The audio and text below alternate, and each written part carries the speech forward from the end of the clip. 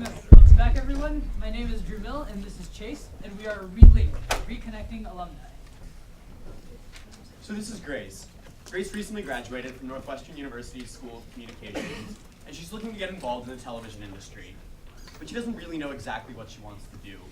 She knows that there are a lot of other young, well-connected Northwestern alums out there in this industry, but she's not exactly sure how to reach out, especially because she hasn't pinpointed exactly where it is that she wants to be.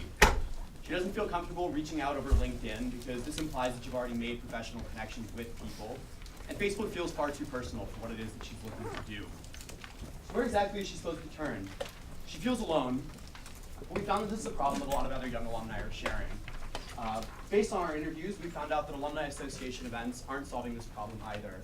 For one, these events require a lot of time and effort, especially if they're not something that fits into somebody's typical daily schedule, things like bowling outings or paintball. Second, these events are few and far between, and more importantly than that, young alumni often don't know who else will be attending these events. And finally, these events attract large groups of people with no real structure, so alumni aren't really able to connect and make those one-on-one connections. That's where Relink steps in. Relink is a website that allows users to create, browse, and attend alumni-centered dinners. These dinners are meant to be casual and comfortable and provide connections so that people can network both professionally and personally. Relink doesn't carry the preconceived notions of something like a LinkedIn or a dating site, so dinners are free to be exactly what it is that you make them. In addition, we offer value for restaurants who can guarantee revenue from a group of alumni attending their establishment on a particular night. These restaurants also benefit from word-of-mouth marketing after alumni have attended these events and told their friends. Basically, right now, what we're targeting is young alumni who have graduated anywhere from yesterday to up to 10 years ago. We feel that this customer segment has a strong social network from college, but has failed to leverage that social network into a strong professional network. These are people that are just out of college and are looking to talk with peers, but 10 years out gives them the chance to talk with people who have already established themselves in that industry. From our research, it's clear that these people are not being, they're not able to connect over Facebook or LinkedIn through other channels. So our research and our interviews with alumni associations show that dinners engage alumni. Alumni are looking for interesting events, things that are useful for them in small group settings. If we took the NU Alumni Association's Dinner with 12 Strangers as a case study, there was a year when there were over 300 students on the wait list for this event. But why is there such a large wait list? Well, it's because the market is underserved. At any given year, there are about 20 million students in college. This means that every year, 5 million new alumni are generated. But the average alumni association has less than 4 employees. This means that the alumni association doesn't have the resources, the time, or the focus to be able to implement many small events on a large scale in the same way we do. Being a business, growth is one of our primary concerns, and that's why we're able to serve this segment best. So here's how Relink works. The first alumni is able to go onto the site and create an event through our Relink website. From there, Relink establishes a connection, or has already established a connection with that restaurant. And from there, other alumni will be able to tap into the site and sign up for these dinners as well. From here, it's a win-win. Alumni are able to connect, get together over dinner, and restaurants benefit from growing revenue and more people attending their events. So we'll take you through a quick demo of the MVP and show you how easy Relink is to use. The first thing you'll notice is that it's a very simple interface. Immediately as you come on, the alumni can browse through dinners and find something that's exciting for them. This is one big pain point that we saw with current events from the Alumni Association. Once they select an event, they simply can click join in, put in their name and contact information, and they'll receive an email confirmation. Right now, this is the stage where our MVP is, but eventually we will also have payment and registration all on the same page. It's one simple interface, and you're done. The other thing is, it's very easy to set up a dinner as well. Simply click on set up your own dinner. This is something that only registered members of our site will be able to do. Event creators can be either official channels like the Alumni Association themselves, or it can be other users of our site. They simply put in all the information available. There are some venues that we've had deals with. They can select a venue and simply click create event, and they can be the host for their own alumni-centric event. So we basically plan on working off a pretty simple commission scheme. Based on our interviews with alumni, we found that they're willing to pay about $15 for a dinner for something like this to be able to connect with fellow alumni. From there, 13 of that is going to be going to the restaurant, and we will be taking a cut of $2 for every alum. This is a pretty modest assumption on our part, but it still allows us to generate substantial revenue in the coming years. And as we plan to grow, our initial plan is to offer this for free local universities and actually tap into existing alumni associations. From there, as we grow, we actually plan to grow beyond universities, into other universities, but beyond into other kind of establishments that have alumni. So either large corporations, summer camps, all sorts of things there. And then finally, after that, we plan to grow beyond dinners into other events that will connect different groups of people, whether that's through coffee chats or getting together at a sports bar to watch the game, or even going on things like tailgate parties or attending a game in person. So we plan to leverage our connections within Northwestern to have a very strong initial launch, both through the Alumni Association and through our extensive expertise with on-campus marketing. By the end of the year, we will have launched very solidly within both Northwestern and the greater Northwestern community in cities around the country. By 2013, we imagine that we'll be in about 10 schools in 4 different cities. By 2014, we're imagining about 10 schools in 30 cities. 30 schools in 10 cities, sorry. And by 2015, we imagine that we'll be in about 60 schools in about 20 cities, and that puts us at about $3.5 million in revenue, and that's given the modest assumptions that we said earlier, where we take a $2 cut and the average meal is about 15. We also see some challenges that we may face. We plan to launch very strongly with a solid network that we have. We already have sort of 2 listservs that we have access to with over 10,000 alumni, and we plan to launch very solidly using those connections. We also feel like we can build trust based off of Northwestern's brand. Alumni will use our site because it's something that the Alumni Association is sending out to them. And finally, we do realize that alumni engagement is low currently, but our interviews all show that this is not because alumni don't want to be engaged. It's because the channels that they have are not appropriate, and they don't allow the users to go to events that are interesting. They don't add value for the alums. We have a very talented team. We have people from all different schools in the university. We have some solid web development, a great designer, John over here. We have solid business development and project management as well. We also have a unique skill set that makes us well positioned for this for this venture. Elton, one of the members of our team, he was the head of the San Francisco Bay Area Cornell Alumni Association, where there are about 10,000 alumni living. Ross, another member of our team, created a university-based dating website in Israel, and there were over 13,000 users for his website.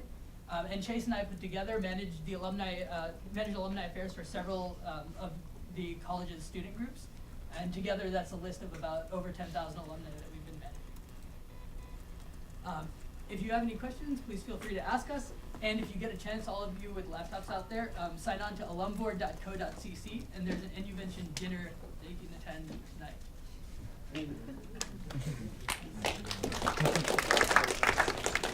Your main motivation is for people to discover career choices or career planning. I mean, what motivates people to go sign up? So it's very centric around the alma mater. I think it's twofold. One is personal connections, and the other is professional connections. So to meet other alumni that are in that field, and we've also noticed from our interviews, people just want to connect with their university and find just friends. So it's beyond social, which means that you have to get some of the older alumni who might have the career advice, who might have the connections to Yes. participate. So And that's that why we're goes looking beyond people with 10 years out of school or something, right? Yes. Yeah, we were trying to find a balance between people that young alumni would feel comfortable talking with, but have also established themselves in the industry, and so we kind of put the limit at 10 years back there. So we're going to kind of get the wide range of experience and still a group that people feel comfortable chatting with. So I might have missed this, but so you guys do the logistics of like calling up the restaurant as well? All right, so there's a very, very, very similar model called Wednesdays.com. A buddy of mine works there in San Francisco. They've had challenges scaling, so it's a model where you can test this out, right? You can go reserve some spots at a restaurant and then post them with alumni.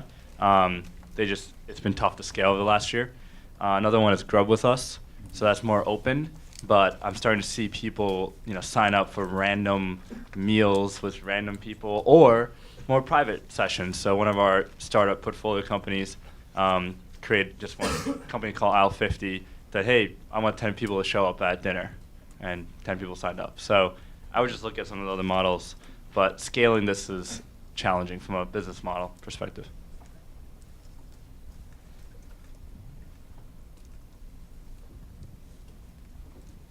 Just kind of double what Riji said, like that to me is where the problem is. Like you're basically planning the party is the hard part. Getting the people to attend is what they already have that problem. They don't know where to go or don't feel good about it. But how because did we miss it? Did you show that in your product? It wasn't in the MVP, but yeah, we would make the deal with the restaurant in advance. There would be sort of a tiered payment system where they say they can offer this much food for this much money, and then when the alumni signs up, or when you create a dinner. So even like you can go and create a dinner with one of the venues that we've already sort of made that deal with. And that part would be automated. So we're not sort of planning each reservation. Okay.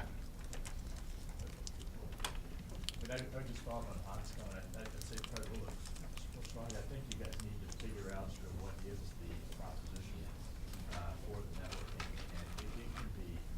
I think it can be both social and professional, but I think you got to get a little more granular and have different areas of the site or different approaches to the site that I just have a hard time seeing how people are going through it unless they know what the purpose of them networking is. Then it seems to me it's morass of nothingness. Right. And if I can quickly, so that was part of the reason we had there's an NUvention dinner. Each dinner has a sort of theme. So if there's something that you as an alumni are interested in, you attend a dinner of something that's of interest to you. I mean, I don't want to stay on the same theme, but my overall takeaway was that I think, I mean, obviously networking is a tricky thing.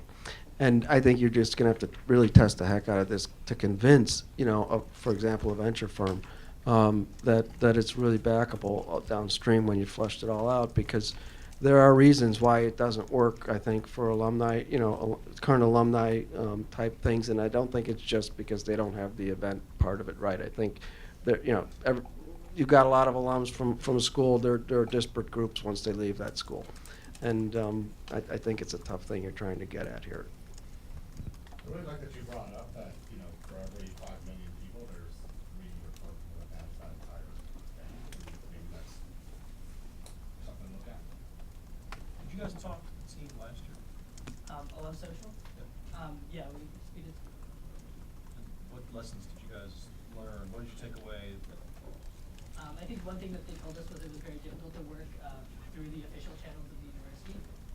So while that's something that you should pursue, we're also looking to be able to, so we allow users to make the dinners, and sort of focus on the users a little bit more as well. But you're still dependent on the alumni center for the lists. No, not necessarily. I mean, it's also very model. You guys can. So I guess I can chime in there. Yes, having the support from the official school association, school alumni development will help.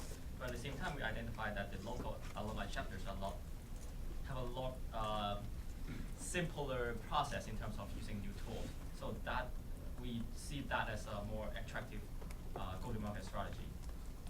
The San Francisco chapter of Northwestern easier than dealing with Yeah, the whole mothership. exactly. My only comment would be, what is the there's some type of a curation in the context of why an alum, why someone like myself would go, why someone young would go, what's the hook. But I would never check a site simply just to see. I personally, that wouldn't be where I would go, and so so if you're trying to, if someone said, hey, this is a way for you to get back to university, to mentor young entrepreneurs, and this is something good for you to get back, I'd go to the site because I'm like, yeah, that makes sense to me. So there's some hook above and beyond just showing up. But it's a suggestion. So I'm having this sense of deja vu. So and Mike, but we didn't have one of these in the last couple of years, this idea? No? Well, we had Syngenta, and then we had Swarm that were. Yeah, those other things. Okay, well, so I'm going to go search because my old brain's not working, but I'm pretty sure that some random person sent me an email about this exact idea, like, 6 months or a year ago, and I had an email exchange with them. So I will resurrect whatever feedback and send that to you. So. Okay, that'd be great. That's also been some validation for us. I think some undergrad student groups are trying to start something similar on a That smaller doesn't mean it's a scale. good idea. No. They've gotten good feedback. Like I said, Wednesdays.com. Just one quick comment on alumni engagement. I'm on the board of the Kellogg Alumni Club of Chicago, and there are 54,000 Kellogg alum living, and there are about 17,000 living in metropolitan Chicago area right now. And we just put on a Purple Tie Gala at the end of January. We had 350 people attend, and we're very excited about that. So I can tell you there's lots of universities and alumni associations struggling with alumni engagement. I think if you can provide them a tool that would help them in that, that might be a useful market for you to pursue, but going it alone seems difficult to me. And we're definitely seeking out some partnerships. I think it's gonna be hard. It's a small market and there's not a lot of daily active use, right? So, but I'd love to know what the expectation is in a long participate per year, like once, twice. Well, it's not an easy question to answer. First, there are definitely a large population of alum who just not engaged at all. Yeah. And I see that, myself is exception because I actually run the association as well. I was involved like pretty much every day. So I don't have the average data for that. It's tough. It's small market, there's not a lot of engagement. But what about, maybe this was in the presentation, it's missed, but what about more of an outsourcing concept? Because I think we all see, these situations from our graduate schools and even undergraduate schools that they're horrific, in terms of their own organizational capability and how they try to get people to come to things. Maybe you guys become the engine for, basically a white label to the institutions to handle it. Thank you. See you guys.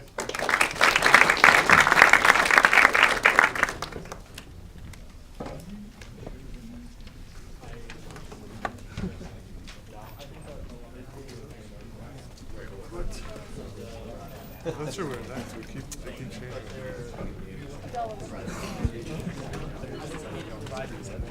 Yo, to Bryce.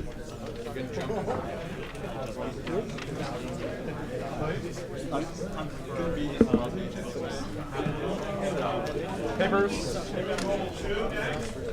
No papers? There we go.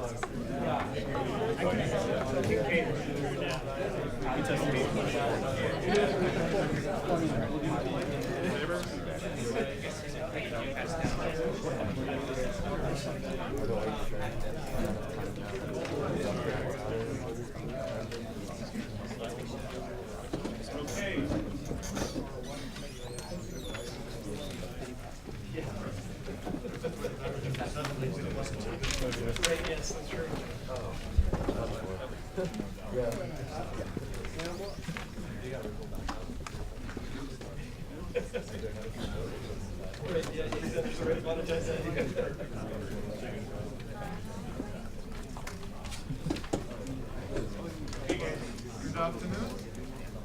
My name is Abdallah Jabbour. I'm representing Team Ripple here. Our mission is to make your conference experience better, and our aspiration is to be in the hands of every conference organizer and every conference attendee. Before I tell you about our product, let me introduce someone to you. Jonathan is an executive who goes to a lot of conferences. And despite the big grin on his face, he's frustrated. And the reason he's frustrated is because he pays a lot of money to go to a conference, spends a lot of time there, only to figure out that the speakers or the conference were not up to par with his expectations. So Jonathan's problem really is the following. You have limited time and money. Is this conference worth attending? And as a corollary to this, if you are at a conference, is this speaker worth attending, or should you continue networking outside or continue eating your dessert? So given these two issues, what are the current solutions? Well, you can call up your friends, you can go Google search, talk to people at the conference, try to see if they have any insights into what you're trying to get here. Or you ask yourself this question, is there an app for this? Well, now there is, and it's called Ripple. This is our landing page on the attendee side. I'm going to do the demo right away. So if we go here, I'm already signed up, so I'm going to sign into my account here. And as an attendee, this is what I get.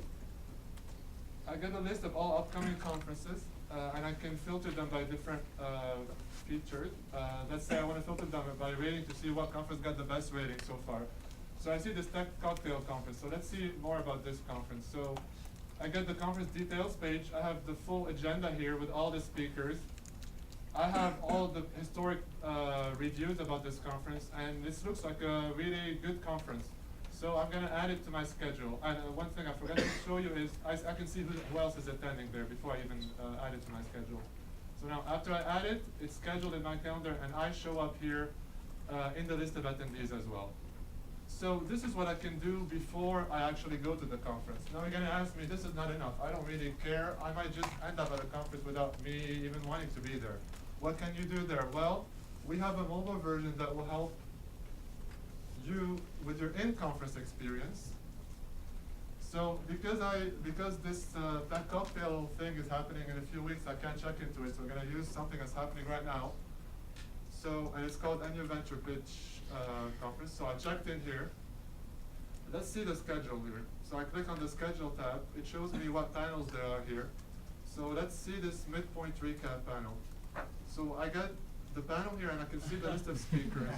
Let's check out Todd. I want to see if Todd is a great speaker. So, okay, he got 4 out of 5. Somebody says He's losing for the grade we are.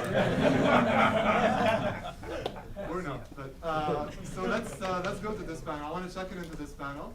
So I check into this panel. I sit for an hour listening to Todd and company. And now the panel ends, and I want to provide feedback. So let's go to Todd and give feedback to Todd. I want to give him 1 star. I'm sorry, 5 stars. And I'll enter quick comments. And as soon as I save, this gets propagated to the platform, and everybody can see it. So this is briefly what you can do within the conference as an attendee. So now we're looking at this, and we're thinking this is not only useful for attendees, but it can also be useful for conference organizers. And you may ask, why is that? Well, because as a conference organizer, you can publish your conferences. As we do here, we have an organizer portal as well, where organizers can publish their conferences, and they can do various types of marketing. One example is they can have their conference featured on top of the list of upcoming conferences to raise awareness. So you can think of this as a Yelp for conferences. Now, given that we have this two-sided platform with two different sides, each of them has a value proposition. As an attendee, of course, you save time and money. You can showcase your expertise, and this is another business word for you boost your ego by writing feedback and letting people tell you that you're great, your feedback is great, this is how you build your expertise. And you can network with peers because you see who's attending, and you can show that you're attending to other people.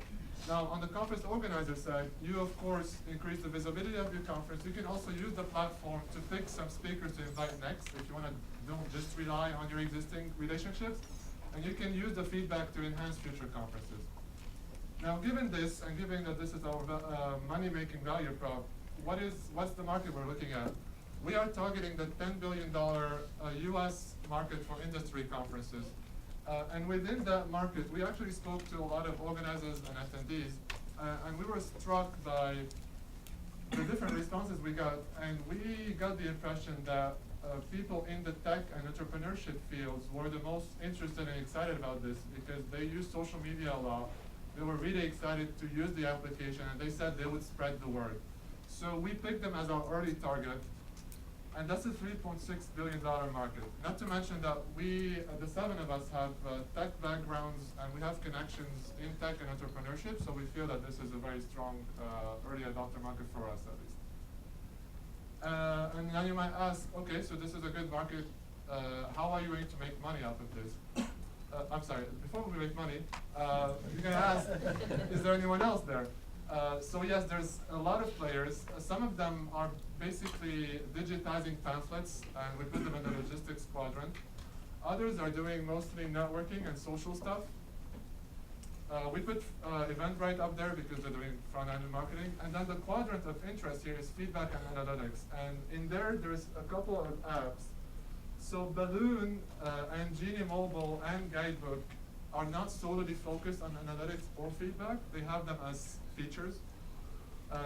Balloon is mainly a question and answer website where people can ask questions to speakers. But they have a very rudimentary low-level analytics that also present. And we actually already do this by our check-in feature and by the fact that we can populate our conference with Twitter streams as well. I'll talk about this feature in a second.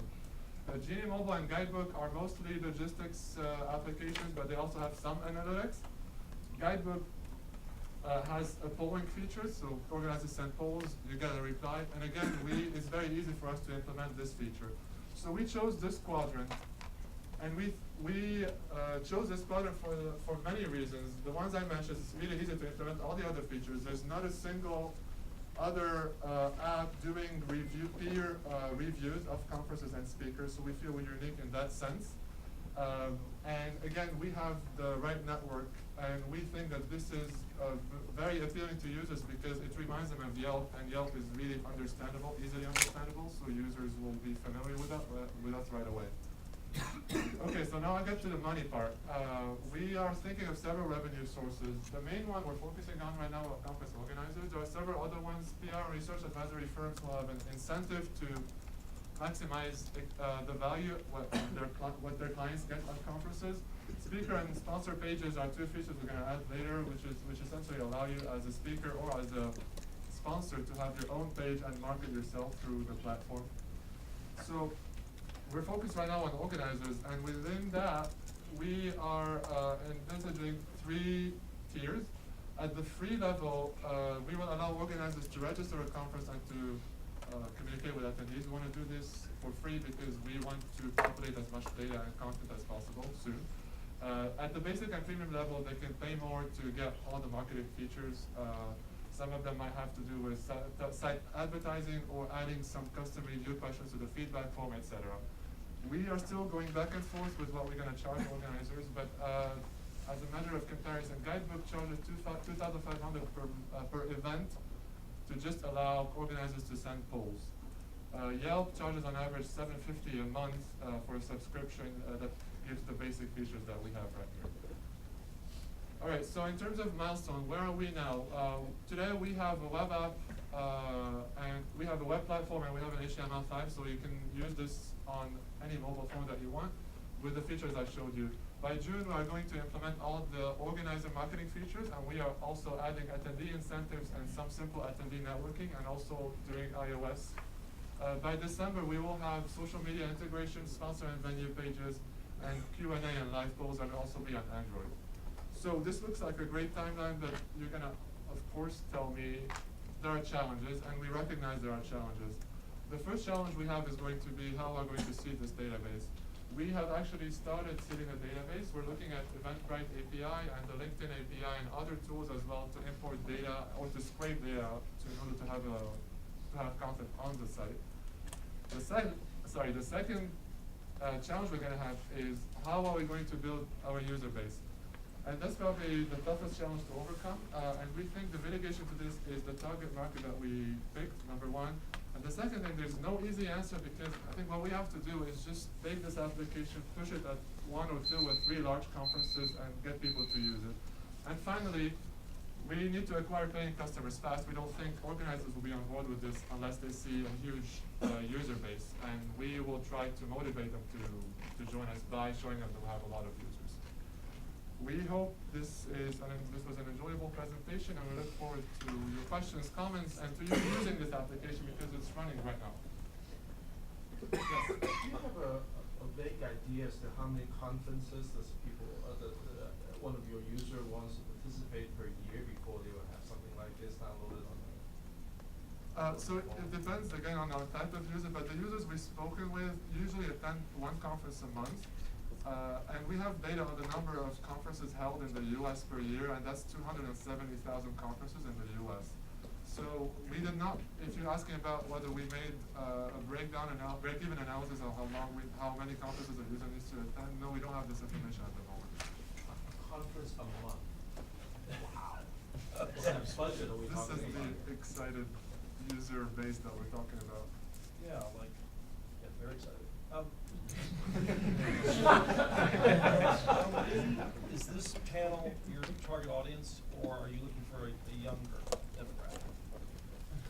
We did not have age as a consideration. We are looking for people who are excited about social media, excited about technology. Senior managers, everywhere. I go to 3 conferences a year. I'm incredibly thoughtful of which I pick, and I do a lot of detailed work myself. I would never, so I wouldn't be, I don't think I would be a good fit for this, because I'm not using, and the conferences I pick have already been very vetted, so to speak, in advance. So I'm still struggling with who the focus is. I don't. So I think we're going to need a lot more interviews to figure out our demographics. But so far, we are asking around people from all ages in those tech and entertainment.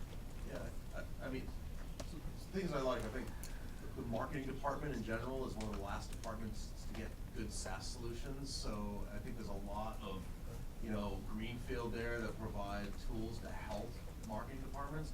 That said, I'm not sure, like, I as an individual am a customer in that, I generally talk about how good a conference was after I've attended it, but it's usually the marketing department integrating, a launch plan with a promotions calendar that picks out some industry events and is choosing, who goes, and often the marketing manager is doing all of that footwork. So I wonder if he's not your customer more even than an individual. First off, so that decision. The second thing is, I'm not sure you've identified your market yet split between the attendee or the organizer, and those are two really, really big different problems. I see how you're connecting them with the feedback loop, but I think you got to kind of focus on. Just to be clear, we're not charging attendees anything, and our paying customers will only be organizers, if that's the question. To build on Frank's point, your conferences you go to sell at. So we try to go to conferences to be present, to demonstrate our brand, and to go meet people, to make business development contacts. And there's conferences you go to learn at. Or there's conferences you go to network on an individual basis. They're different conferences for different reasons. But conferences you go to pitch your wares, the marketing department, I completely agree. There's 1,000 conferences that my company can present at, which we have no clue of how to curate which ones are good for us. Tools for that would be. That's an interesting angle to extend, but in terms of managing the people in my company that just want to go to a conference for learning, so maybe that's something to think about, how to subset which problem we're solving. That's a good point.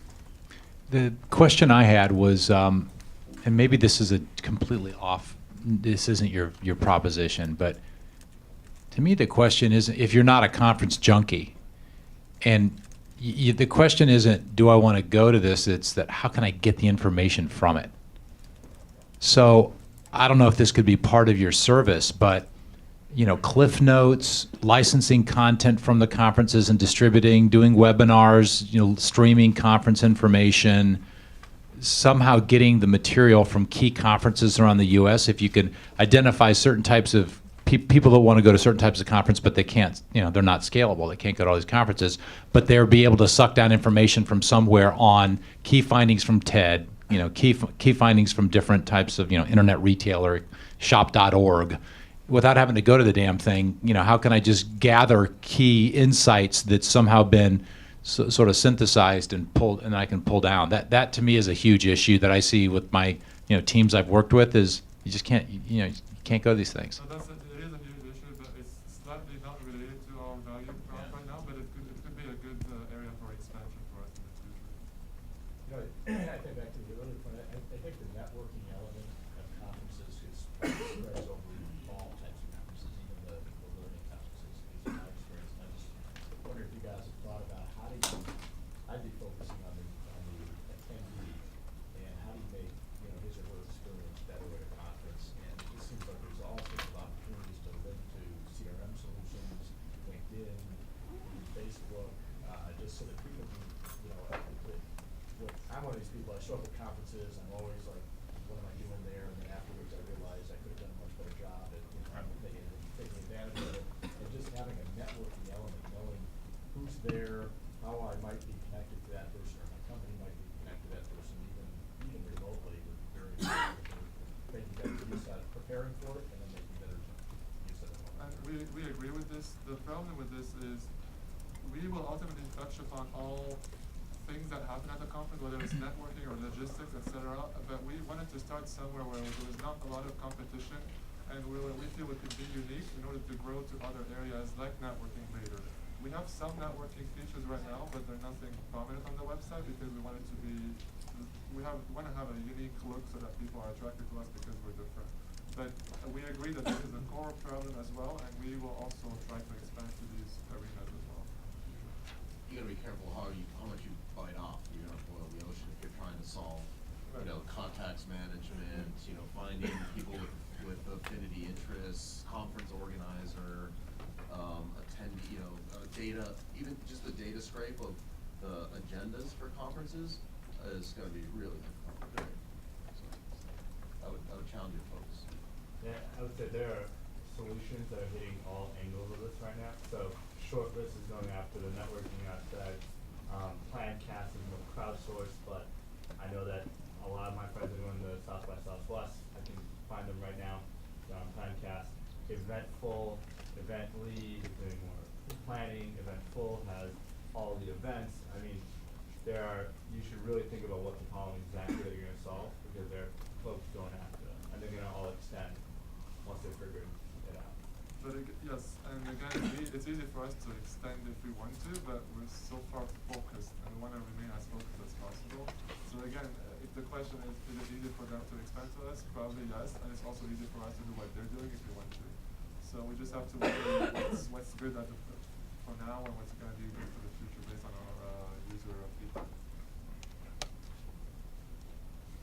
I'd be careful to have an answer for everything. It seems like you're very defensive of what you're doing and not as open to the changes and the ideas that are No, we're not. This is my advisor, by the way. Look, and I mean in this session.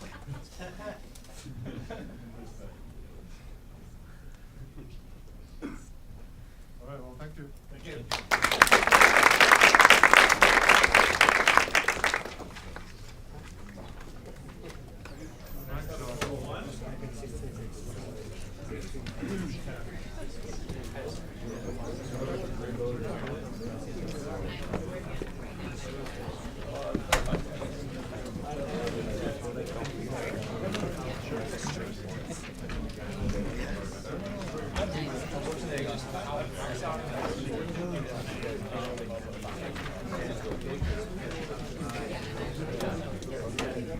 Passing down, passing down.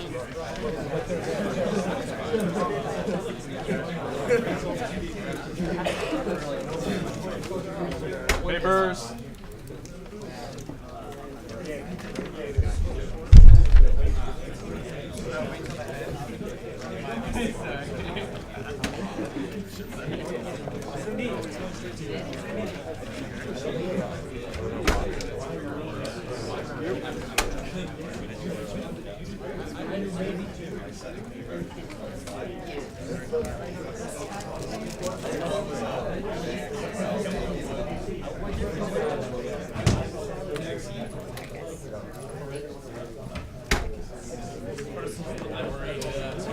That's how E3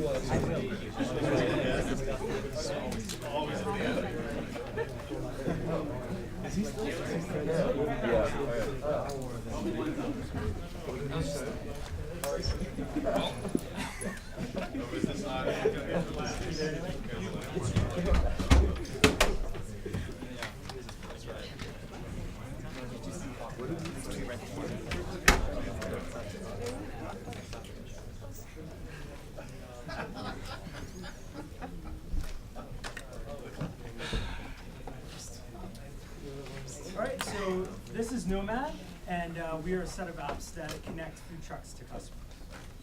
And so I want to introduce you to two people we're going to be talking about. And the first is Jill. She's a food truck operator, and she uses her smartphone to communicate with her customers. And then we have Josh, who's an urban professional. He's a foodie, and he also heavily uses a smartphone, but generally to find food trucks in his area. And so to start to understand some of the challenges Jill has in order to connect with her customers, we have to understand how our competitors do it, which are the brick and mortar restaurants. And so if I wanted to find out about Schwa Restaurant in Chicago, I would go to Google, and I would just type it in, I can get some basic information instantly about that restaurant. If I wanted to find out a little bit more, I can go to Yelp Mobile, and I can find out ratings, price, and location information very quickly, and I can use that information to decide whether I want to eat at that restaurant. So let's contrast this with how Jill communicates with customers like Josh. And so we have the Twitter feeds. And I would challenge you to tell me where the food trucks are nearby us based on this. And so we think it's too much information, it's too hard for the average consumer to consume. And so it's not surprising that 61% of consumers still find their food trucks by stumbling upon them. If we look at some of the solutions that are out there, the Twitter aggregators like Food Trucks Map on the left and Food Truck Corner on the right, we can see that there are some data integrity issues.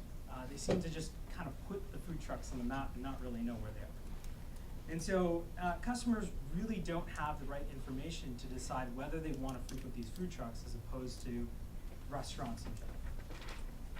And so we see the core problem being that food trucks don't have the right tools to communicate with their customers.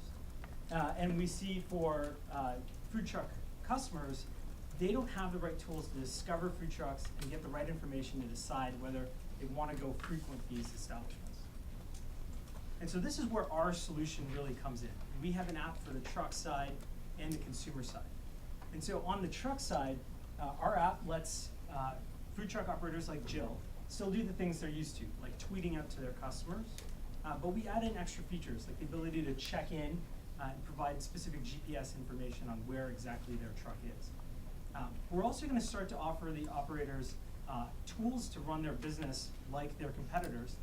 So the ability to keep track of inventory, or the ability to take that information and start predicting what type of inventory to carry on a given day based on some contextual factors.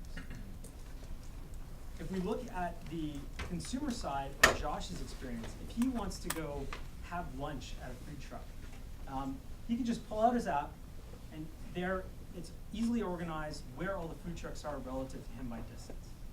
And if he wants to know how to get to one of these food trucks because he wants to walk over and pick something up, he can just tap the map button, and he'll see where all the food trucks are relative to him.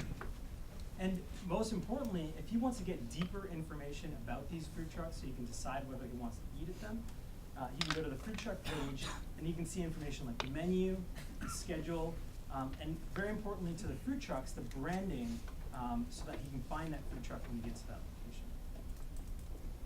And so our core value proposition to food trucks is that we provide them communication tools to get visibility in front of their customers.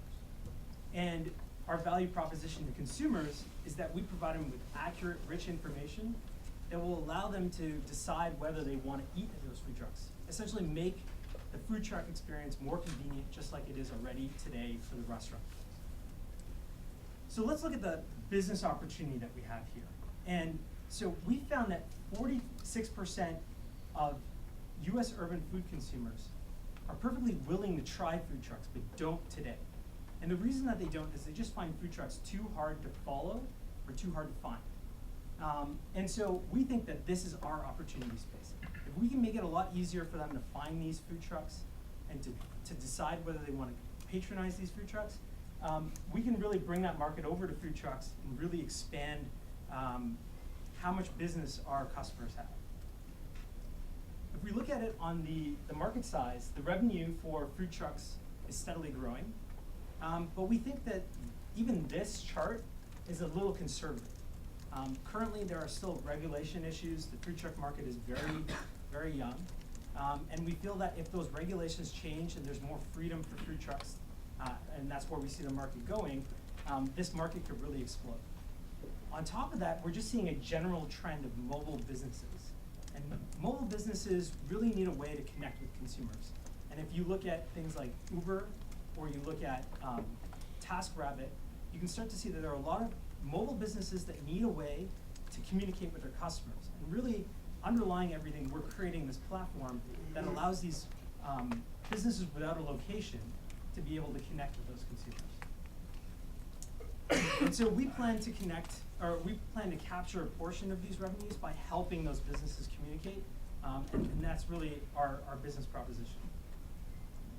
If we look at the competitive space, and we've organized this by brick and mortar businesses versus mobile businesses, and simplicity of information versus depth of information, we're really playing in that top right space.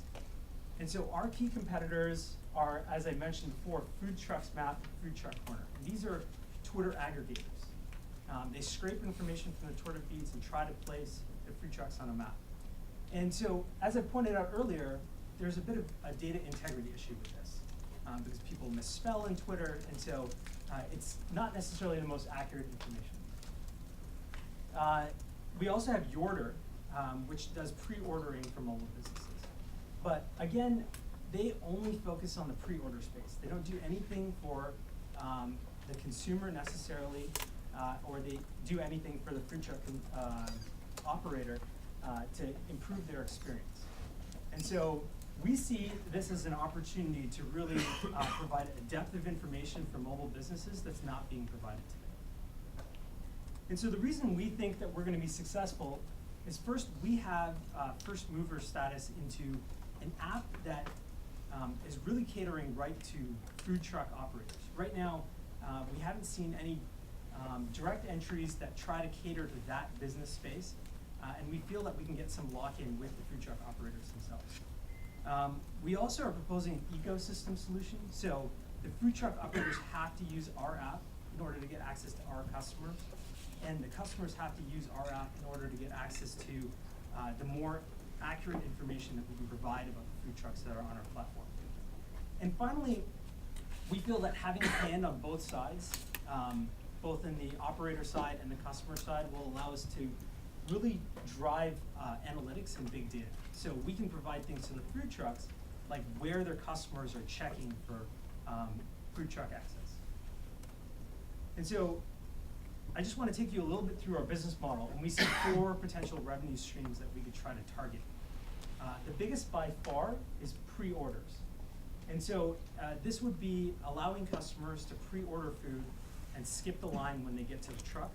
And we think that we could charge them a fee, and we feel that that fee we could generate about $330 per month per truck. And I'd be happy after this to tell you the details when we're outside talking. And so, but $330 for pre-orders. Food trucks also get a lot of money from catering. That's actually probably the most profitable enterprise, and we think we can get some finder's fees to the amount of $50 per month. We also know that restaurants right now spend about 3 to 6% of their revenue on advertising. And we think food trucks are going to have to do the same in order to attract customers. And so even using more conservative estimates, we think that we can provide features like location-based advertising.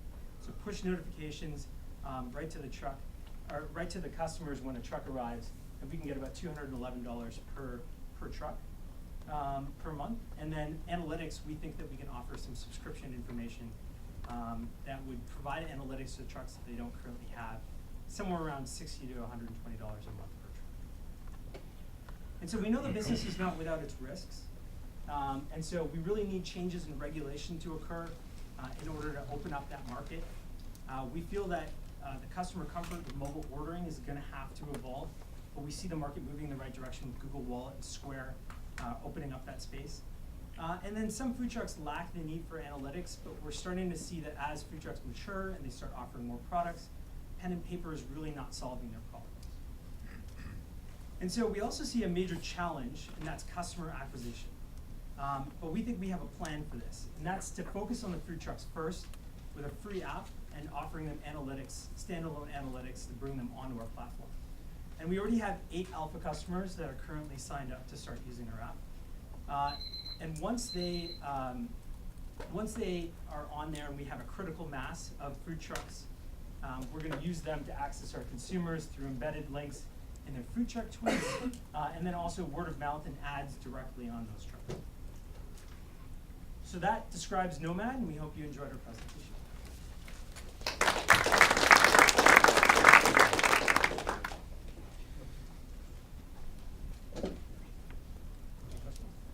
I think, it's a great idea, as much as the food truck customer have a problem locating the food trucks, you guys are gonna have a problem locating the food trucks itself. So, I don't know how you're gonna do that.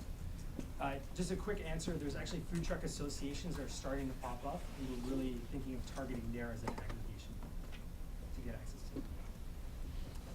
As you think of long-term viability kind of your business in the market, you get 1 to 2 points out of this market, for this kind of service. That's a $6 to $12 million 100% market share business. Have you thought about sort of the scalability or the viability of a business that can only grow that big at 100% market share? So I think looking at that, and we've thought about that whole market size problem, 2 things: we feel like this market is extremely small right now, and there's an opportunity for it to really grow. There's a lot of regulation problems that still occur. And so we think that we're kind of getting this on the ground floor. The other aspect is, I alluded to the fact that there's just an explosion of mobile businesses that customers, or a lot of services don't really service. They require a location. So Yelp, you need a location. Google, you need a location. And these businesses don't have a location. And so we can really expand our platform to start addressing that. Food trucks have already adopted mobile phones in their trucks already, so they're the right place to start. Just one quick observation. The people that run food trucks are typically trying to get into the food business at a minimal cost point, I think. I'm not familiar with their margins, but my observation would be that their objective is to get the second food truck and the third food truck. So I'm not sure whether a 1 food truck operation would be willing to dedicate the amount of money per month that you've suggested it would cost for your service to develop the business of 1 food truck. One of the cool things about Uber, I think, with their business is they're helping drivers, soak up, find the places and the time of day, the inventory problem, solving that inventory problem for them, right? By saying this time of day, like, we're not getting enough business, so how do I match the end users with the driver? And I think if you help solve that some way, there's something interesting here. And then from the end user perspective, I guess what I want is some way, I know where all the food trucks are generally when I've seen them, like in LA, like out, outside the broadcast buildings and things like that. It's almost like I want to solve, for me, like the best thing to solve would be the payment problem. Like, build this on the Square API, or I have some account that I don't have to shell out cash when I go to these things, right? Like, because if I'm working one of these places where there's just food trucks every day, like it's almost like that's the problem I want to solve, right? That it's, solving the payment problem, that I don't have to go get cash out of the bank to do this. I guess tough, but they're all gonna be using Square. I guess so. But maybe Square is an API, and if you built the right app around that for the user, that not only allowed me to swipe my card, but also give me the information, and maybe that's value. Well, I think of food trucks, I think of the sophisticated high-end nice food trucks, which is that one thing. When I think of the food trucks I see at least in California that are Latino, construction-centric, or I like to call them mixed demographics. Is it for both, or is it, because I use an example that the low-end folks have safety issues to deal with, they have monetary, in terms of, they have issues in terms of people having cash and using credit cards, and there's a set of problems on that side. I would imagine there might be a set of problems on the high end. Or are they all the same? I mean, I think initially we'd be looking at branded trucks, in the same way that like advertising is used by branded restaurants. And so that would probably be where we're starting. So yeah, we're not focusing on what we affectionately call roach coaches. What? What we affectionately call roach coaches. That's out. Yeah.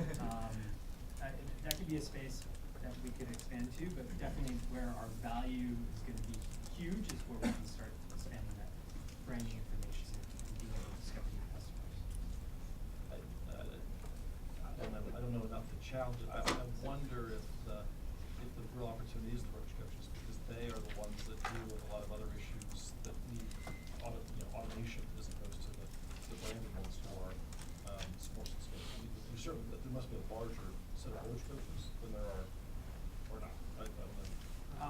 If I could, revenue-wise, currently they're equivalent to the high-end purely because they have lower price points, even though there are more of them.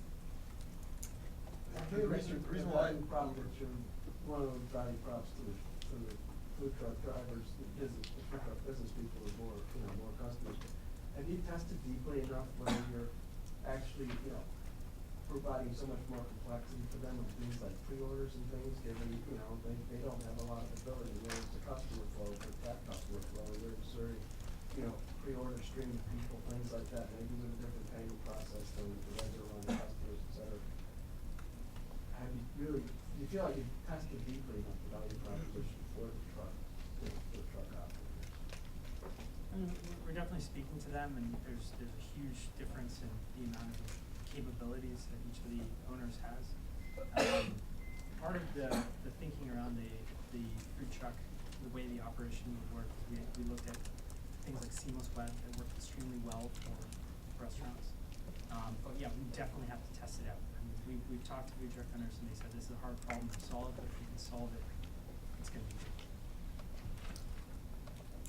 I think the reason why Uber works so well is that they've connected a mass of users who weren't otherwise using town cars with town cars that were otherwise restricted from using those users because they can't pick up people with just cabs. And that created basically a new market, and they put themselves right in the critical flow of the payment for that market, which is just why they're scaling so well.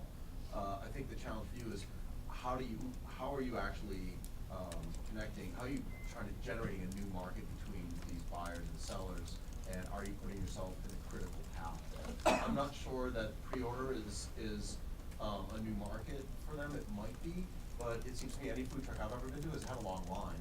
They kind of find these areas where they are. So maybe it is the downtime thing that Steve said, where when it's 2 o'clock, can you help them discover groups of people who would you'd benefit from them being there somewhere in the city, and then can you get in the middle of the economics there? I think that's something to think about and maybe unlock. Would your users be willing to share their location so that you can tell these guys where to be at? Yes. That's awesome. Yeah, almost like highlight a food truck, right?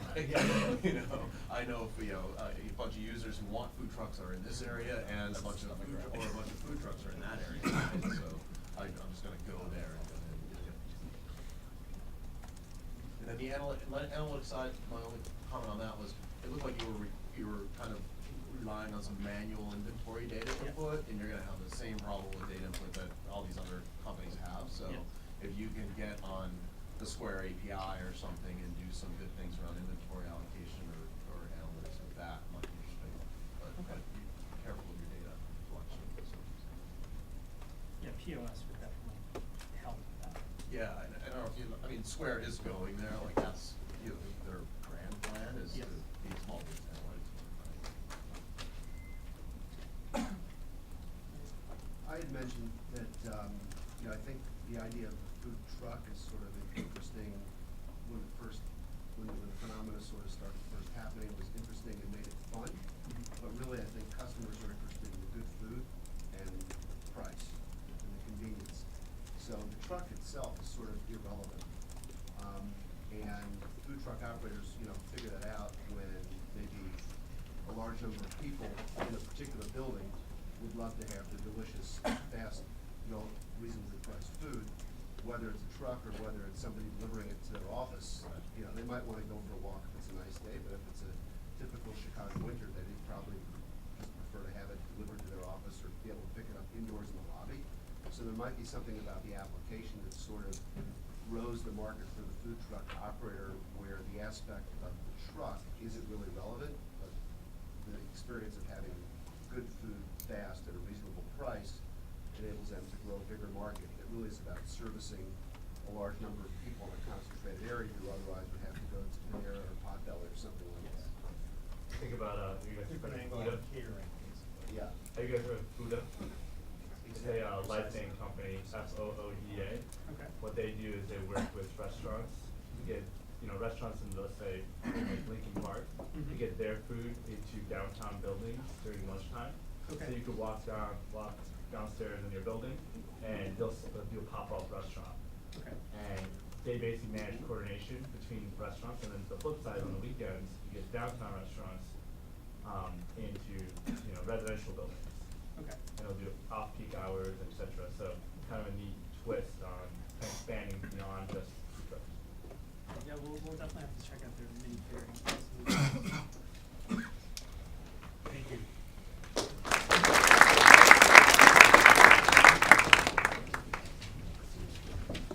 Next up is our new media team, Stagecoach. Papers.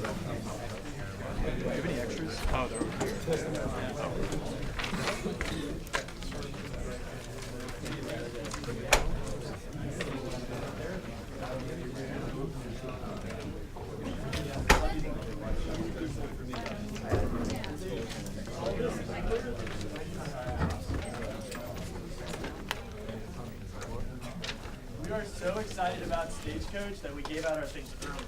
That's how excited we are. Great.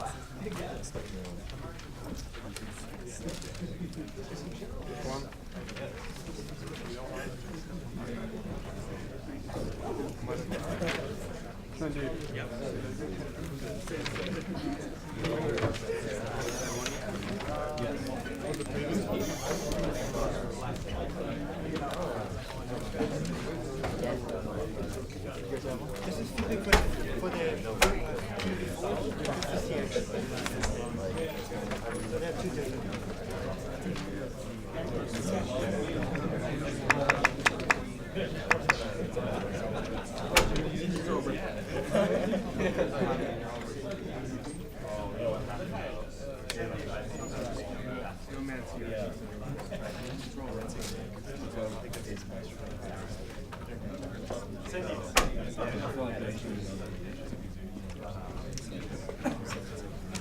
You guys are being technically challenged today. It's good. It's just yeah, this is just you guys are ready to stand up outside the pretty we thought it was awesome. You want to just stand up there offering us? I mean, do you think we should? Yes? Okay, well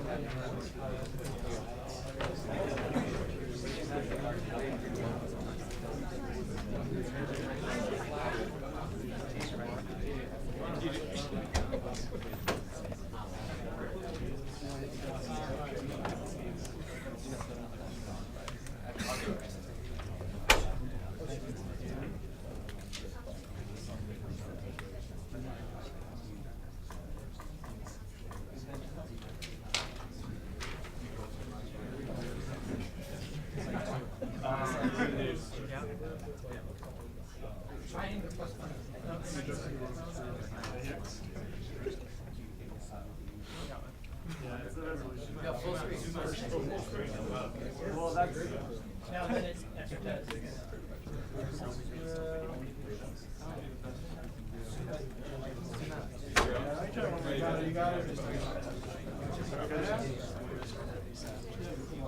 All right, there we go. Okay, guys. Hi, I'm John, and I represent the technical side of the Stagecoach team. Hi, I'm Chris, and I represent the business side of the Stagecoach team. So I'm really excited to tell you about the Stagecoach product. What is Stagecoach? Stagecoach is a project management platform that follows the entire life cycles of film, TV, and commercial productions. So, as a group of award-winning directors, visual effects artists, and engineers, the Stagecoach team recognized a unique opportunity to manage the chaos of film production.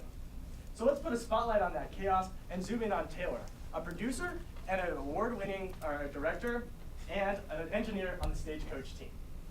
So Taylor wants to organize the life cycle of his upcoming film, The Artist 3D.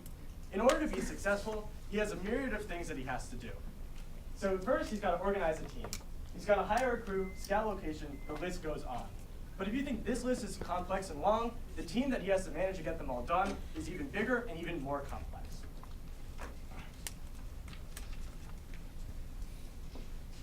So he needs to rent cameras, if any of these things mess up, he won't make it to Sundance. He'll go over budget, and he'll end up producing a movie as bad as Waterworld 2. So let's take a look at his current project management options. After months of research and interviews with over 40 industry professionals, we've narrowed down his options in a couple of viable solutions. And we've categorized them in two ways. First, team structure, which goes from simple to complex. And second, platform accessibility, which goes from single platform to platform agnostic. So if we apply these categories to film, we can see that film has highly complex structures. So for example, the producer tells the production manager what to do. The production manager tells the line manager what to do. The line manager tells the production assistant what to do, and the list goes on. But even further, it only makes sense that the director should be able to access the producer's content on any type of platform, whether it be his desktop, his phone, smart or dumb, or even his iPad, and maybe even through text messaging. So we can see that this puts Taylor's best option in the top right-hand quadrant of our graph, the highly accessible and the complex hierarchy part. Yet, Taylor still isn't satisfied with his current solutions. See, products like Do, Asana, and Basecamp work really well for large companies with large teams working on long-term projects. Yet they really miss the mark for film. So, we can see that Taylor, like someone working at a large company, is part of a complex hierarchy. Yet, unlike someone working at a large company, Taylor never works for the same team twice. So we can see that Taylor doesn't actually work for a company. Taylor works for an industry. So now, one month, Taylor might be the producer on a $25,000 film, and the next month, he might be the production assistant on a $25 million film. So this is where Stagecoach comes in. When we go back to products like Do, Asana, and Basecamp, we can see they don't actually solve Taylor's problems at all. They don't touch complex hierarchy management, they're not fully platform agnostic, and they really miss our most important point, high team and project turnover rates. So this is where Stagecoach comes in. It allows Taylor to have his complex hierarchy management. It allows him to build his team, assign them tasks, and watch them be completed in real time, so that he makes it to Sundance, he goes under budget, and he produces another award-winning film. Yet, we're not just managing one of Taylor's films. We're actually managing the entire life cycle of this film. Because when Taylor's finishing up production on one of his films, he's actually scouting and recruiting his team for his next production. This way, we're locking Taylor into the Stagecoach life cycle and our product, and allowing him to be as efficient as possible. But enough of me telling you about Stagecoach, let me show you.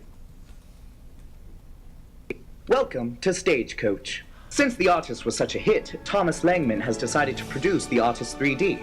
As you can see, he can quickly create his new project. During production, he and his crew have on-the-go access to all the materials they need, including tomorrow's call sheet. Now, there are a few tasks his production assistants need to take care of, so he adds his two favorite PAs, Gabe and Kosh, to his project. He then creates a new task to clean up set number 32 and assigns it to his PAs. As you can see, the task has been added to his full list, where he keeps track of everything that has been assigned. Once Kosh has finished, Langman receives an alert that the task has been completed. With Stagecoach, he can be sure that everything is running smoothly as he takes one step closer to his next Oscar. So as you can see, we're really excited about the Stagecoach product. But what's even more exciting is what the industry is saying about us and the buzz that we're creating. Now, I'm excited to tell you about the numbers that support the Stagecoach story. So, as you just heard from John, he was talking about Taylor and one of his representative projects. And how many actual projects are out there in the industry today? What's our market size? Well, based on our initial market research, we estimate that there's actually 60,000 annual total film, TV, and commercial advertising productions, with each of these having an average budget of about $1.2 million. You do a little math here, and you get to an implied direct production budget of about $29 billion in the US alone. We estimate that about 2% of that total budget is spent on project management tools, implying a US domestic addressable market of about $545 million. But this is just the US. There's actually a huge international opportunity here. When you add that in, that's actually another another $615 million. So this total global market opportunity is about $1.2 billion. So what's our business model here? How are we going to make money? Well, we've actually been having an active dialogue with our alpha testers who are indie studios. These are teams of about 30 to 40 people. They have explicitly indicated to us they'd be willing to spend $35 to $40 to $45 per project per month for the Stagecoach product. But we see this as having a tiered pricing model. So as you move up the budget chain, you have mid-budget production, TV and advertising with larger teams of about 100 people. So we look at a price point of about $100 per project per month. Now you move on to feature films, big budget productions, 150, 200 people per team. That's about $300 a month price point. So we're testing this right now, and as we continue to refine our product, we're excited to see where we can take our pricing model. So now that I've talked about the market opportunity and our business model, what does this imply for our revenue forecast? Well, we put together a few numbers over the next few years based on our assumed penetration rates and our assumed project usage. And as you can see here, we estimate that by 2014, we have revenue of $6.6 million. And this is based on not 5, but actually 10% of the US domestic market and 6,000 total projects. So as you can see, this is a really attractive market opportunity. But why is the Stagecoach team best positioned to execute on this than any other team out there? Well, there's 3 main reasons. First is our team composition. We're a bunch of geeks, suits, filmmakers, and entrepreneurs. We have 5 engineers, 2 former investment bankers, an award-winning director, the head of a visual effects studio, and at least half the people on this team have launched and built businesses in the past. Second is accelerated learning. We've talked to 40+ industry professionals. We know more about the problem and the solution than anyone else out there today. And we're going to continue to stay ahead of that learning curve as we continue to progress. Third is beta testers. We have 20+ beta testers lined up that include brand name studios like Funny or Die and Car Tension Films. No other team out there has these beta testers like this lined up. So we've talked about our team, we've talked about our product. All right, so this is actually the wrong slide. We talked about our team. As you know, we have technical difficulties today. We talked about our team, we talked about our product, but how are we actually going to acquire customers? Well, the first thing to consider as we come up with our strategies is we need to come up with uniquely tailored solutions to the unique dynamics of this industry, which includes a close-knit, cohesive community, as well that has high project and high team turnover. With those considerations in mind, we have 2 approaches, online and offline. Offline is our most important. So first, we're going to focus on virality. We have 20+ beta testers in an industry where there's high turnover. So as these beta testers move from project to project, they're going to become promoters of Stagecoach. This is very, very powerful. Second is awareness. We have plans to attend upcoming film festivals in the spring of this year. We're going to talk about Stagecoach and let the industry know the exciting things that we're working on. Third is brand ambassadors. We're going to partner with all the film schools in the US and target their young tech-savvy students. We're going to inform them about what Stagecoach is, what we're doing, and so as they learn about the benefits and they transition from their student industry to the professional video production industry, they're going to become brand ambassadors of Stagecoach. Next, we go into offline. We go into online. So first is, we're very excited about a strategic partnership with IMDb Pro, which is the LinkedIn of the video production industry. As of yesterday morning, our team had a conversation with the CEO of IMDb Pro, tell him about what we're doing, talk about a strategic partnership going forward, and he said it was extremely excited and he wants us to continue our dialogue over the next few months.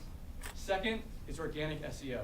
So we're going to work with film bloggers to promote our product, and we're also going to target online destinations where industry personnel hang out. This includes Slash Films and Screen Junkies and places like that. This gets us to our next slide. So as you can tell, we've talked about a lot of stuff and what we're doing. So let's just frame that a little bit.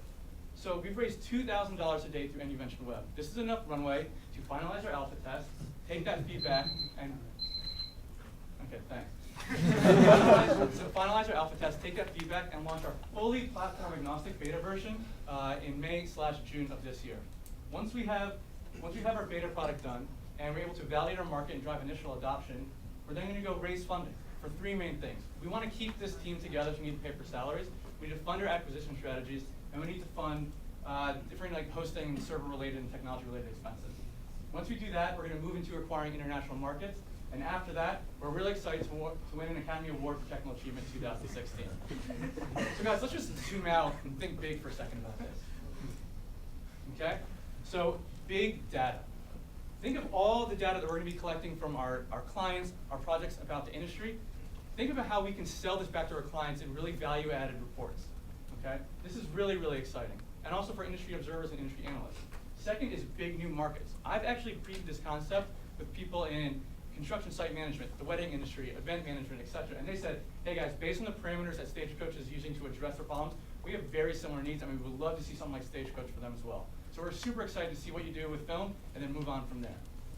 So with that, I'd like to conclude the presentation. Thank you all for your time, and open up the floor to any questions. And we have a working demo at projectstagecoach.com, and here's a few quotes of what people are saying about it. Good job.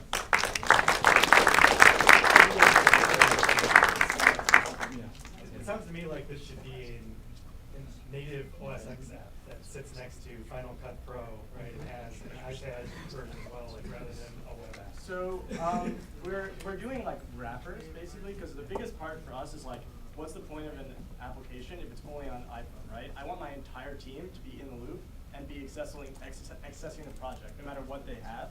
So that's why our biggest goal was to really try to get platform agnosticity. Really, that was one of our primary goals for the application. Because if you're not productive, like if the director has like an Android, right? No, I know, but look at the market, the go-to-market for these types of things. It seems like the people who are in this industry are certainly on Mac tied to that platform. And so think about that versus a Basecamp, Web 2.0 app that's not necessarily going to attract the right type of users. Not that you don't do it bad. It just seems to me that it's such a natural fit for that. Yeah. Seems like you're addressing a market that hasn't really implemented workflow and project management as effectively as others may have in different industries. And I think there's a lot that can be learned from that. One of the experiences most companies have is that there's about $3 in services spent for every dollar in software. And part of that is because most organizations feel like they need to customize whatever the standard workflow or project management system is.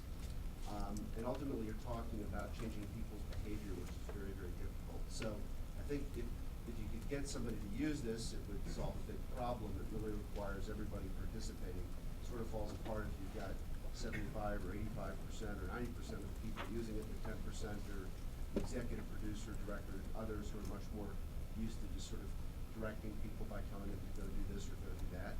So I think you've got some challenges that might not be so much technically related, but really have more to changing the way people are used to doing things. Yeah, and if I can respond, I'll respond where appropriate. So a lot of people we talk to, they use very like archaic technology or workarounds. So a lot of the young tech professionals are using just email and Google Docs. And so when we preview with them, like this is what we're thinking about a potential solution, what are you guys thinking? They described exactly that video demo that showed up there. So we're trying to say, what is a customer behavior that they would prefer when they're trying to do things, and let's build a product around that. So yeah, because we don't want to change behavior too much. We're just trying to give them the product that they've always wanted but never had. And just to add on just quickly, is that the call sheet that we displayed in the demo is something that someone would produce in Excel. Right, so that's what they're currently doing, these really complicated Excel spreadsheets. They print things in binders. Like everything you saw up there, they would literally get a binder and just run around with it. And then they'd flip through and be like, oh, where's this person? He's supposed to be here at this time. And where's this piece of equipment? And so we just want to put it in the palm of their hand. Right, we want to take what they're doing now, make it digital, and then enable them an easy way to print it if they want it. So we're like trying to take their existing workflows, integrate it into our product, and slowly ease them off it. I think you should bring that up more in the demo, because like you showed me a sign, there's no difference from what you guys did, except like skin it for what you're doing. And with that said, very good presentation. I think you guys definitely did a good job of getting people excited about there being an opportunity here. I'd be careful, like just looking at the product and stuff, focus the same amount of energy that you did in this presentation that you did in that product, and just continue to do well. If any of your traction is real, Jesus Christ, that's amazing. So keep that up on that side, but at the same time, be very careful with getting the big customers up front. If you're gonna blow your load on that side. Yeah. Like get a school to do it first, like Flashpoint here in Chicago or something like that. So you got a real good case. Give enough time to prove things out and build things out. Yeah, and that's one thing we don't really have too much time to talk about is as we've refined this presentation and talked to a bunch of our consumers, our product has not kept up with our vision. So that's going to be next semester because what you saw there was like task management with some things in the beginning. We moved very quickly through like uploading call sheets and things like that. But what you didn't see is this. There's two parts of this. So Asana is like you're managing a project, but there's nothing there for when you're initiating a project. So what we heard from our customers is saying, all right, I'm about to start a new production movie. I need to partner with lighting, photography team, sound team. We want to go into our phone, say like, here's our 5 contacts, ping them with a script, ping them with the dates, and then they get back to us and say we can work. When they say yes, you bring them onto your platform, and now you have your project management platform moving forward. And as you keep going through new projects with turnover with your team, then you can be like, okay, now I need to find new partners based on this schedule, keep moving forward. And that's going to be differentiated, and unfortunately, we weren't able to show you that today. So it's some form of like Angie's List, LinkedIn, and Do, or Asana, all into like one. Good buzzwords. So, as some people know, there's a lot of these workflow apps out there, and big companies spend a lot of time on workflow because they think they're going to optimize things. One of the challenges I would imagine with the film industry, I don't have that much experience with that, is there's a lot of idiosyncratic behavior. And so if you look at, for example, the attempts in medicine to do these electronic medical records and those kinds of things, they actually slow things down, and paper is actually faster for the high value talent, right? And it means that there are other things that are difficult, like the analytics are hard. And so I'm just saying that I think that's a challenge for you, that it's difficult to construct a workflow that actually is what everyone wants to do because they have all their idiosyncratic behavior and they want to do it a certain way. So I think that's a problem.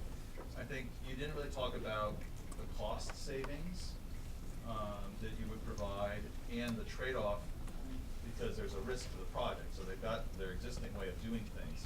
And if you're, you guys had a tech problem, so you almost couldn't show this thing, right? So then that doesn't inspire such confidence. If I'm a movie director, then I'm going to use your software, then your website's going to be down when I'm trying to film something, right?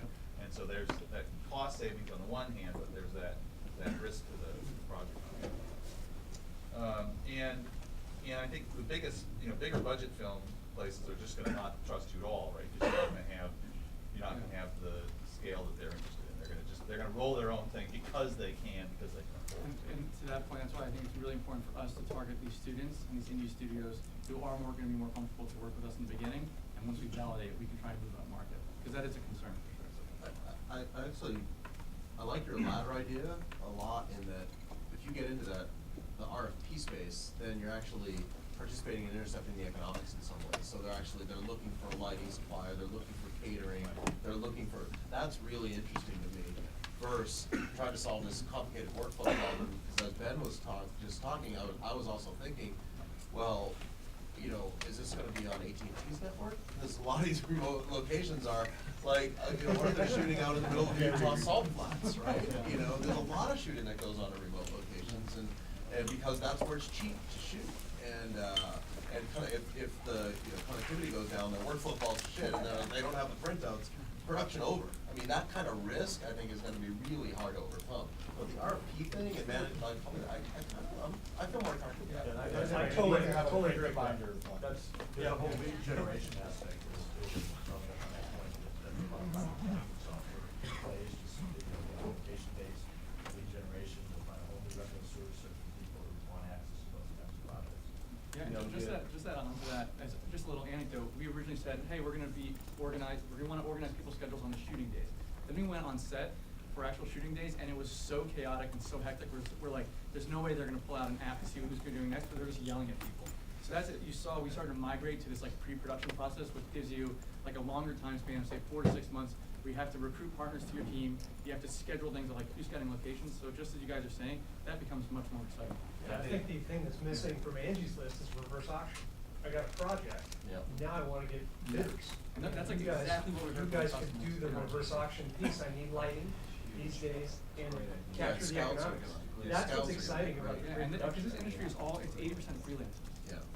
So, And then very transient industry. This is kind of like when we talked about weddings, is sort of an analogy here, Yeah. pre-production of a wedding. But as it is a good model to look at, Evan's doing this for the event planning space, connecting the vendors, having vendors sort of be part of the supply chain. It's really similar to that proposal phase.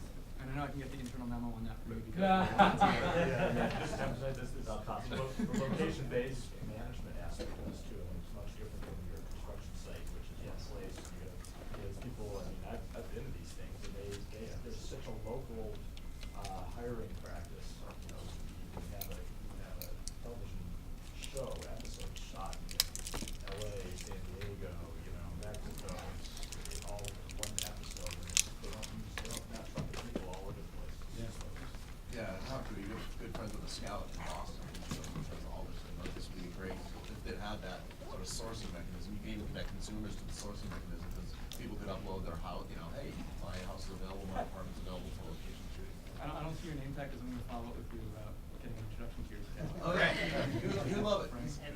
He's done every major Boston movie film. Yeah, we are talking to as many people as possible. So if I'm at a bar and someone's like, oh yeah, I produce movies, I'm like, all right, and we're gonna have like a 30-minute conversation. That was the other job, thing I wrote down here. I was like, great job on business development, extra points for, you know, early traction. Yeah. Yes. And Yeah. committed vision. Like, I thought that was really We're good. serious about this. Yeah, I we're think really there's excited. There's a huge opportunity here. You guys did the best job framing the addressable market too. I'd give you Oh, yeah. that. That's funny, I was Yeah. gonna make the comment that I thought that was a total waste of time. Really? Guys, outside, boxing gloves, later. Like to me, it's like there's a fuckload of money. So we got You get the video from both sides. This presentation has gone in like 60 iterations where like we were all business and then we tried to tell the Taylor story and like kind of switching between the two. So it's, yeah, there's definitely a lot of like very hard to use on like FaceTime. It's like, it's the Rashomon of VC pitches. It is, yeah. My big issue about that was the addressable market is what they're spending to manage the production. Is that the number that you do that? So we would love to have like a hard number of like how much we're spending on project management. Tried to get there. So we had to extrapolate that, and that's why we had that 2% estimate is our best estimate. But we're trying to narrow in on that. That number is very hard to find. There's not very much. That was good, I mean, you got it down. As best as it's got right now. Based on You feedback. try to DC like this stuff. One last point on that we've been talking about here. There are a lot of these businesses today that are pointing at a very low margin industry, restaurants. You guys are pointing at a very high margin industry. Make that point. There is a boatload of money here, and so they can afford 2%. Here's one thing, another model that are out there, Light Switch. Light Switch is going after video guys. It's being recorded. And there are a lot of, they're basically going after just videographers and getting them work. So similar, there's service. Yeah, are they Chicago based? Yeah. We should set up a couple. Cool. You may have already thought about this, but